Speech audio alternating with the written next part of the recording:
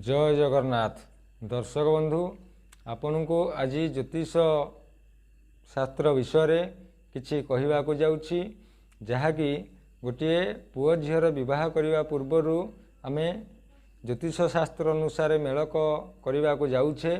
तेबे मेलक प्रथमे आपण निहाती भाव चिंता करेंगे निहाती भाव या पर्यवेक्षण करेंगे जेमिति उभय पुओ झील बा बर कन्यांकर नक्षत्र नागनाड़ी रे पड़ू नथिबो अर्थात क्रोड़नाड़ी पृष्ठनाड़ी एवं मध्यनाड़ी तीनोटी नाड़ी रे भिन्न भिन्न भाव उभयंकर नक्षत्र रहुथिबो अर्थात क्रोड़े सुतहत पृष्ठे रोग मध्य वनिता पति वियोग।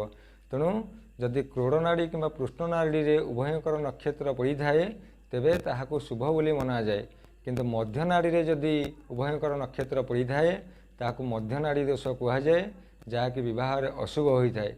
एवं दर्शक बंधु यह सहित राजजोटक जदि पड़ा अर्थात उभयंकर राशि सामंजस्य 4/10 किंबा 3/11 किंबा 7/7 अर्थात चतुर्थ दशम तृतीय एकादश किंबा समसप्तक हेले राजजोटक कहा जाए।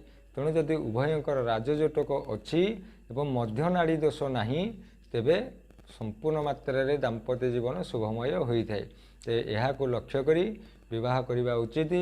तेज आज कार्यक्रम को ये रखुचु। जय जगन्नाथ।